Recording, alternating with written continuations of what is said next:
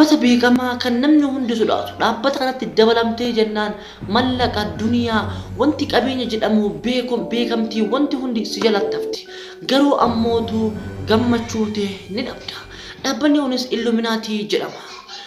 Illuminaatiin maali? Eenyutu jalqaba hundeesse? Eenyu daganne kabajamtootaa fi hordoftoota maatiiwwan chaanalii keenya sabaaf shoo bagana gaan dhuftan jecha har'as viidiyoo haaraa walitti dachaa jirra. Har'a mootu hamajji ilaalu waa'ee dhaabbata kanaati jechuudha. Dhaabbata Illuminaatii jechuudha. Dhaabbata kana yeroo hedduu hundi kennayyuu maqaa isaa hin dhageenna. Dhaabbanni kun maali? Akkamitti hojjeta? Akkasumas eenyutu jalqaba hundeessee fi odeeffannoolee isaa hedduu isaa kan wajjin ilaallu ta'a jechuudha. Hanga tu berarti hin faana turu indagatina isin jedha warra channel keenya faana namoota channel kana subscribe gochuun maatiiwwan channel kanatti dabalama isin jedha warroonni maatiiwwan channel keenya taatan namoota akkuma duraanii like drop suuraa akkasumas hiriyoota keessaniif share gochuun yoo yaada qabaatan comment irratti kaayachuu indagatina isin jedha kallattii maan gara viidiyoo keenya dhaatti.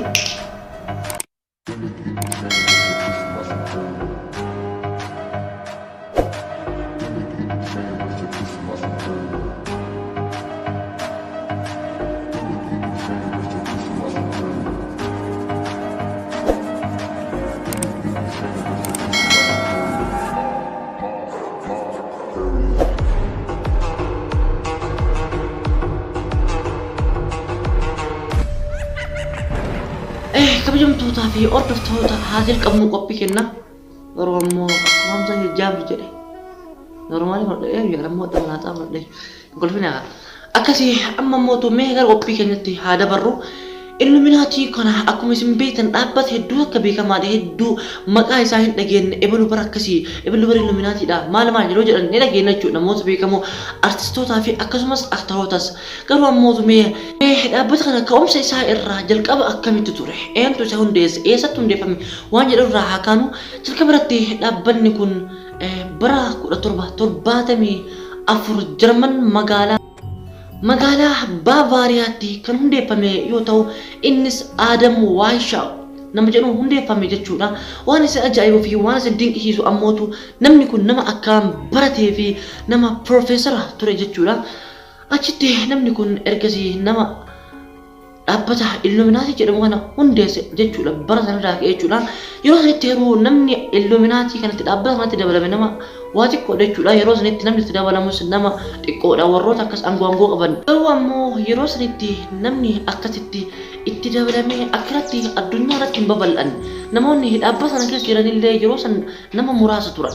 Ergasii adumaan suutaan addunyaa sanarraa babal'achuu eegalan. Addunyaa guutuu wal gahuu eegalan. Dhaabbata sanatti seenteenaan seerota yaraa irraa dhaabbata sanatti seenteenaan bahuun hin jiru. Isaan mallaqa qabeenya waan jedhamu guutuu siif kennan wanta addunyaa tanarra jiru qabeenya beekamtii wanta katiin si jalatti naftu firaasha warqiidhaa waan barbaadde ni argatta garuu ammootu gammachuu ta'e ni dhabda gaafa jalatti dabalamte sanarraa kaatee jechaadha. Isaanis erga waan kana marsii godhanii akkanaas hin dhiisan waan tokko fakkeenyaaf yoo ati artistii taate jechuudha fuudhaniitiin si barreessanii walaloo waan sirbuu qabu san jechaadha dhaqanii guyyaa kanaachi sirbuu qabdu hin sirbita wanta kam wanta hojjettu ofii keetirraa kaatee osoo hin taane gabrummaa isaanii jalatti kuftee waan isaan sin jedhaniin ala waan takkatti hin hojjettu garuu ammootu hin hojjedhu jennaan lubbuute irraa nagaa jettan jechuudha si ajjeesan akkasi namoonni baay'een kana godhaniif namoonni baay'een yookaan beekamtii mallaqas ta'ee wannoo fedhannoo argachuuf jechuudha.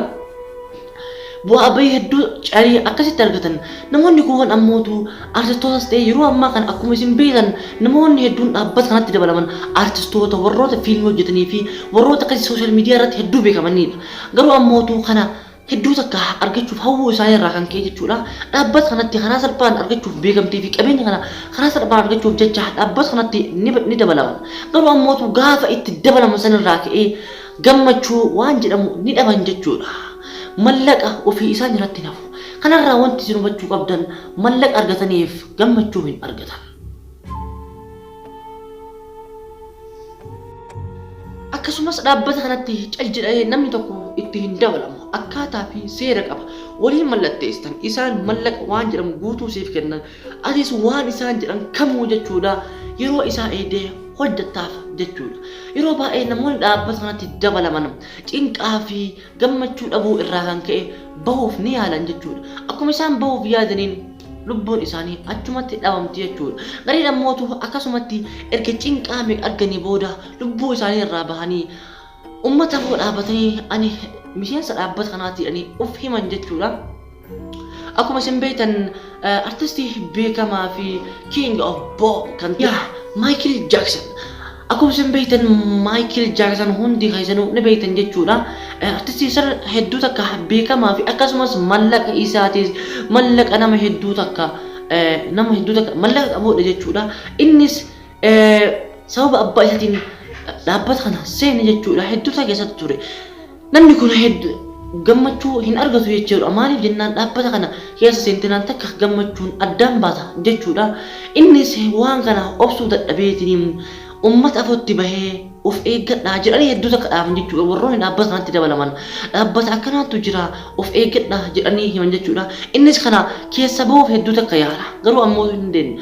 Dhumarra dhaqeetiin ummatatti himee jennaan guyyoota torbaanii keessatti lubbuu isaa achumatti dhabamsiisan jechuudha. Dhaabbanni kun dhaabbata hedduu takka fokkosaati jechuudha. Dhaabbata seentee jennaaniin mallaqaa fi waan barbaaddu kaayyoo ilmi namaa kun hedduu takka yeroo waan tokko argachuuf jedhu hedduu takka dhaara. Garuu ammootu kana osoo ati waan takka hin godhin waan isaa siin jedhan ni argatta. Garuu ammootu ilmi namaa kun akkuma hundi keessan beektanuu kan inni jiraatuuf gammachuu argatee gammachuun jiraatuuf gammachuu dhabnaan ammootu wannummaan takkaas hin tolu qabeenyi keetis waan takkaas hin tolu dhaabbata kana seennaan cinqaa fi garaduun addunyaan tun azaabuma sitti taati jechuudha. Kanaanis artistoota hedduu takka isin beektan Justin Bieber, Michael Jackson akkuma wal isinitti hime jechuudha. Artistoota hedduu kan amma maqaa isaaniif dhahee fixuu hin dandeenye artistoota beekamoo ta'an jechuudha. Kan akka isaan illuminaa dhaabbata kana keessa jiran akka hundi namni hedduun beeku jechuudha. Kan ifa beekamu hedduutu jira jechuudha. Garuu ammoo gammachuu hin qaban dhaabbata fokkotaa fi akka jibbisiisaa ta'edha jechuudha. Inumaayyuu osoo nu fagoo laallu asuma biyya teenya keessatti iyyuu babal'ataa jira jechuudha. Dhiyoota ni argitan gurbaan tokko TikTok irratti viidiyoo gabaabduu wayiitiin argee ani illuminaatii jedhee kanatti as bahee dubbata jechuudha. Gariin namaa akkanumatti gubateetiin cinqaasan keessatti jechuudha. Olma baheetiin dubbata. Amma akka Michael jalqabeetiin jedhan jechuudha. Inni hedduu takka obsee dadhabeetiin hedduu takka irraan baatee jennaan as bahee dubbate torbaan keessatti lubbuun isaa gara jetteen jechuudha. Kanaaf jecha dhaabbata fokkotaa fi akkaan hamaa dhaabbata shayxaanaati jechuudha. Illuminaatii jechuun dhaabbata akkaan fokkotaa fi sodaachisaa jechuudha. Ati yoo gammachuutti dhabdee mallaqaa miti wantuma fedhan yoo addunyaa sana yoo si kennan maal si gooti? Ati hajira ka barbaaddu addunyaa fakkirattis gammachuun jiraachuudha malee mallaqa ka cinqaa si gootu kan hirriba si dhooggitu kan raftee hin bulle maal si godha? Kun takka faayidaa hin qabu jechuudha. Isaaniifis maaliif jennaaniin ilmi namaa kun addunyaa fi akhirattis kan barbaadu gammachuudha.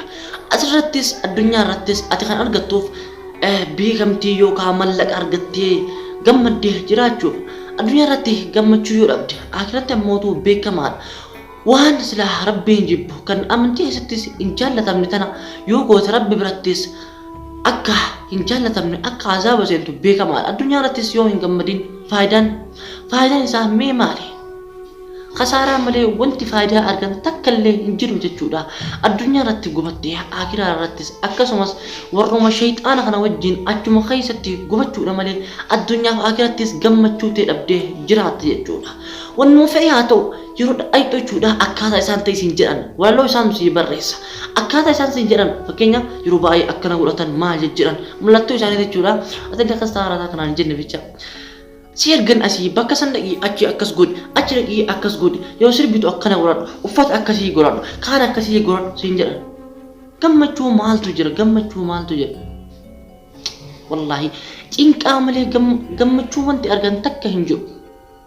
Mallaqni maal si godha yoo gammachuu ittiin hin argatin yoo raahaa ittiin hin argatin ilmi namaa kun gammachuu sanaaf jecha gaara meeqa korii gaara meeqa gooddamee qabu. Isaaniif kana godhaniif gammachuu argachuuf malee waan biraatiif miti. Namni beekamtii argachuu barbaadu mallaqa argachuu barbaaduuf hundi isaaniitu gammachuu argatee nagaan jiraatuuf garuu ammootu tan duraan qabu san iyyuu akkanatti dhaba jechuudha. Qophiin keenya kanadhaa akkana fakkaata. Akkasii kabajamtootaa fi hordoftoota maatiiwwan chaalii keenya qophiin keenya kanadhaa akkana fakkaata. Amma qophii biraatii walitti deebinutti nagaa keessanaaf jiraadhaa isiniin jedha. Garuu ammoo maalan gamma viidiyoo kan laayik godhaa kaamee itti roobsadha. Akkasumas yoo yaada qabaattanis koomentii irratti kaayuu hin dagatina isiniin jedha.